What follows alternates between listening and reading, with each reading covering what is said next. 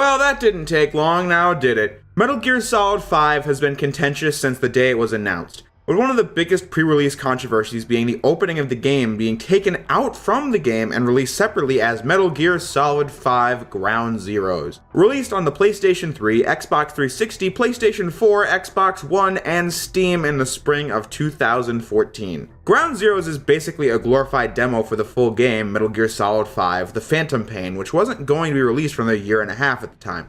This outraged Metal Gear fans back in 2014, since Ground Zeroes was sold on the market for sure, half price, but could be completed on the same day as your purchase, which is of course a no for any video game. The game basically requires the Phantom Pain to feel complete, and even then, being complete is a controversy the Phantom Pain also had going against it. So now that the year is 2019, you might be wondering why I'm even making a review of Ground Zeroes, considering the fact that it's just the tanker episode of the Phantom Pain's Big Shell. The reason is because very little time has actually been spent talking about Ground Zeroes as a game on YouTube. This review is probably going to be one of my shortest Metal Gear reviews, but still, before the Phantom Pain, only Super Bunny Hop gave it attention as its own title, when everyone else on the internet bashed it for its small amount of playtime.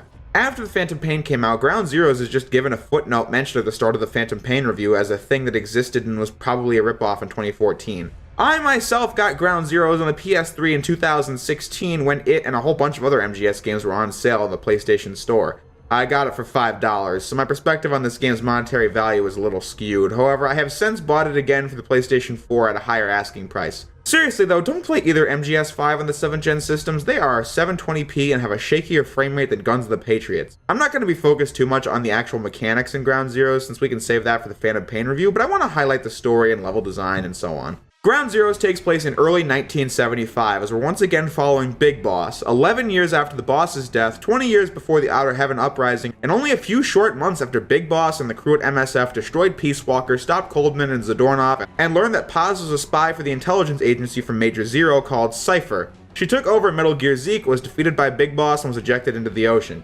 only to be found by the mysterious XOF at the American base in Cuba called Camp Omega as she was captured and tortured for information about Big Boss. When word of this reached MSF, Chico, who had a crush on Paz, fled MSF to save her only to be captured himself.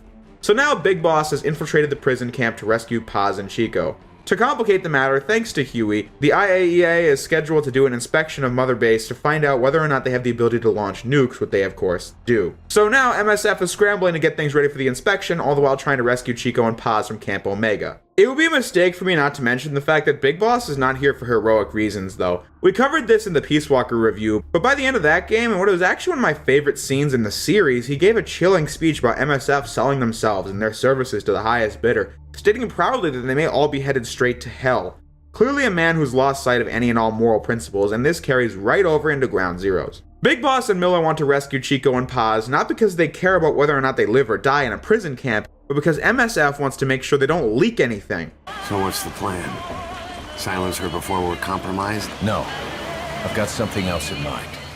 Our friends at Cypher suspect Paz could be a double agent. Miller thinks that the timing of the UN inspection is suspicious since they found out about Paz being interrogated around the same time as the inspection, so clearly she had to have leaked the power of Metal Gear Zeke and now the UN wants to verify it. As Big Boss said in Peace Walker, they'd be hunted if anyone found out. So the plan is to rescue them solely for the purpose of getting more information about Cypher out of Paz and to save Chico because, well, why not? Just listen to the chopper dialogue in the ending between Huey and Big Boss. What's up, Huey? Our guests are right on time. Document destruction and hangar decontamination are complete. AFVs have been stowed away, and Zeke's on the seafloor along with a nuke. Everyone's got their story straight. Like, holy sh**. You have to really be up to something wrong if you'd be burning evidence in preparation for the inspection. That actually is one area where the later Big Boss games, Peace Walker, Ground Zeroes, and the Phantom Pain, were marketed poorly in. The idea that we're playing as the great hero fighting in the name of peace. Of course, we're playing as Big Boss, and he believes his actions to be well justified and virtuous, but that doesn't make it true. They also always refer to him as Snake, despite him having finally let go of Naked Snake and becoming Big Boss full time, but hey, that's half-truth marketing for you. Ground Zeroes was not just a preview for the kind of gameplay you'd be seeing in the Phantom Pain, but it was also a powerful display of what the brand new Fox engine was capable of. I'll tell you, Metal Gear Solid 5 Ground Zeroes is one of the most beautiful games I've ever seen. It's funny how water and rain especially have historically always been the way to show your game's graphical fidelity. I mean, Metal Gear Solid 2 did this way back when in 2001, and here's Ground Zeroes doing the same.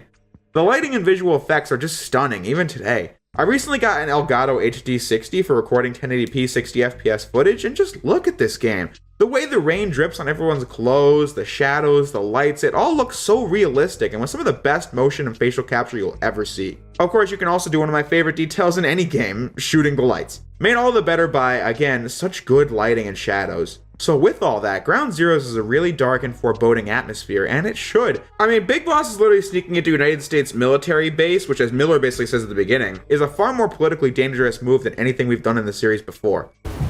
The only catch is you go in solo.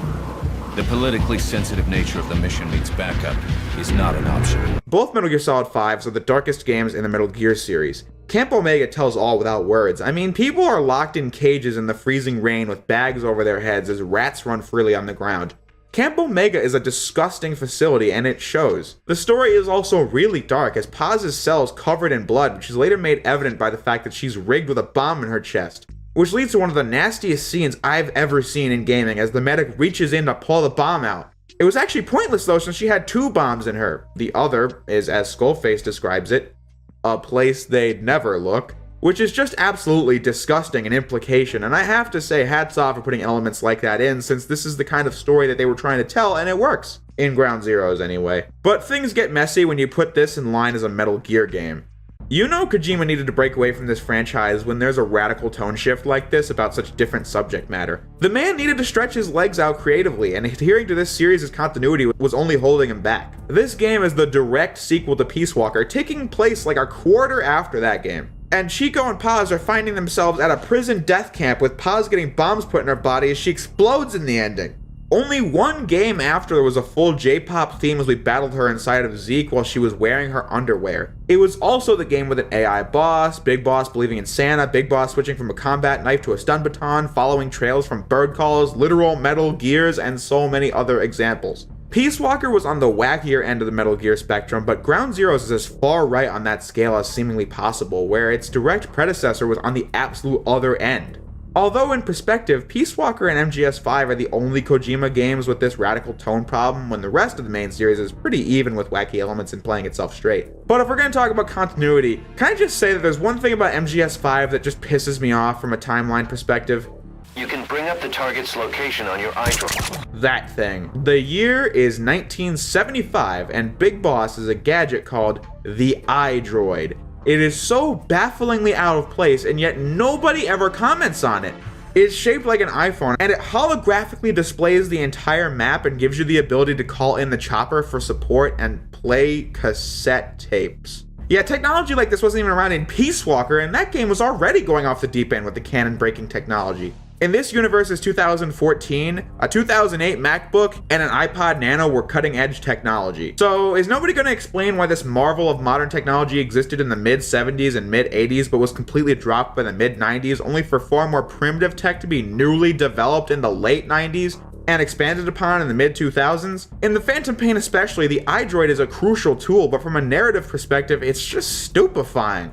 Also, Portable Ops is not canon because of the side content that doesn't work, like being able to recruit Eva. But hey, Ground Zeroes is canon, yet these side ops exist. Weirdly, these side ops have actual story details to them, like in the anti-air radar mission, which ends with an anonymous airstrike completely obliterating Camp Omega, which might I add takes place 2 months before the Ground Zeroes mission. All side missions are labeled as pseudo-historical recreations, so I can only assume that they have parts of or no canonicity at all. Which makes it interesting that Camp Omega is given so much backstory and detail throughout the side missions. I enjoyed the detail we do get, however, it just felt kind of strange to talk about like Cypher and such causing the air raid, but it's like, these aren't canon anyway. But from a gameplay perspective, I pretty much enjoyed all the side ops. I mean, they all took place on Camp Omega, but I enjoy the diversified mission lineup as we destroy the anti-air radars or find a secret contact. It's all good stuff. 100% in Ground Zeroes is not going to take you too long, but it's still good content nonetheless.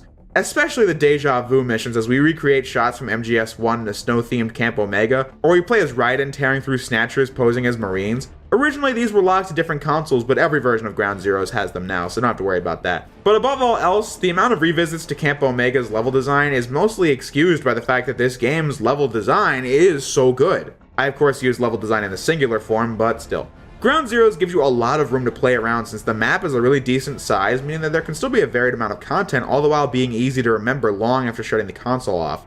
Like, you can expose yourself to enemies by going through the front gate, or you can sneak around it on a nearby cliffside which will drop you into a bush. You can go through every door to find additional weapons like a rocket launcher or a shotgun.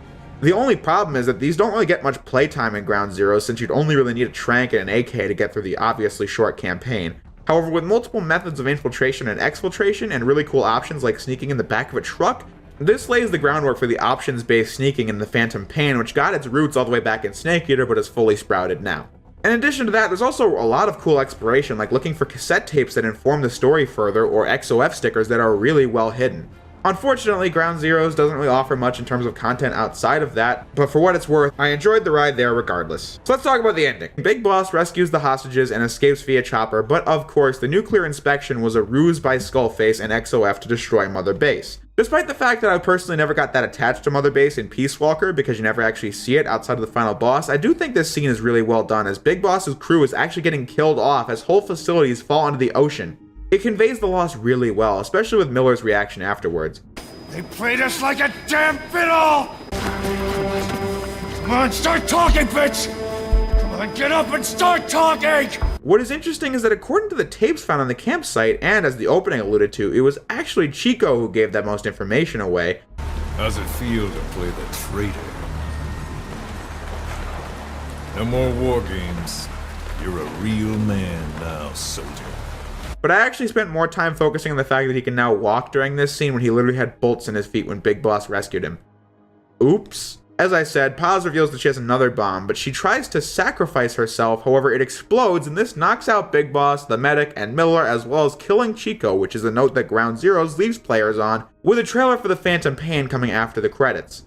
In the post-credits scene, we learn that Skullface has it out for Zero, and Paz does as well, although she worked for him like 3 months ago, but she's dead anyway, it doesn't matter. But on a deeper level, throughout Ground Zeroes, there's a theme, or as much of a theme as you could have in an hour-long campaign, comparing Big Boss and MSF to Sacco and Vanzetti, the immigrants wrongfully executed by the government to make a statement to the public. It doesn't really apply to Big Boss though, since as I've covered, Big Boss is a really twisted guy by this point, so I could totally see why people would be out to shut him down. So it's not really a wrongful execution. However, I can say that the song Here's to You really fits the atmosphere of Ground Zeroes as it plays in the intro and in the credits. I've never seen the movie, but I can say that the song itself is excellent. There was actually a remix of this song in the credits of Guns of the Patriots, and that was because the original ending of MGS4 was Snake and Otacon being executed since they were fugitives after all. But since that didn't happen, the song is pretty out of place at the end of that game, but the comparison doesn't work that well on MGS5, so whatever. Here's to you, Nicola and Bart. Rest forever here in our hearts. The last and final moment is yours. That agony is your triumph. Here's to you. At the end of the day, is Metal Gear Solid 5 Ground Zeroes worth playing in 2019 and beyond? Well, I'd say absolutely. I would go to MGS discussions and see people who are newcomers ask if they should skip Ground Zeroes before jumping into the Phantom Pain. However, just to quickly give my 2 cents on that in general, if you want to try a series, start from the beginning. That way you can appreciate its evolution. If you do play out of order, no harm, no foul, but don't ask what games you should skip, just play in order and make your own opinions. Now anyway, was Ground Zeroes worth 30 of your 2014 dollars? I suppose not. However, as far as I can tell, it's not like Ground Zeroes was marketed as a super big game. That's why it was sold for literally half the price of a new game. However, it's understandable that people feel like it wasn't worth that much. Today, the game runs for about $20 on PSN and Steam and such. And for that asking price, I think the main campaign missions, side missions, and hard mode missions are worth the price of admission to see the introduction of Metal Gear Solid 5. Especially with the availability of the MGS5 Definitive Edition. Ground Zeroes bridges the gap between Peace Walker and the Phantom Pain and offers a fantastic area to explore around, and for that reason I come back to Ground Zeroes every now and then. So bottom line is, yes, I think Ground Zeroes is absolutely worth playing in 2019 on its own merits, since it's still a fun game to play. I of course recommend playing Phantom Pain afterwards, but you're probably going to do that anyway. But speaking of which, the next review is the end of my Metal Gear retrospective. I am of course going to be tackling Metal Gear Solid 5 The Phantom Pain for the PlayStation 4. It's probably going to be a while with some other videos in the meantime, but I hope you guys look forward to that. On that note, thank you all for watching, and I'll see you next time.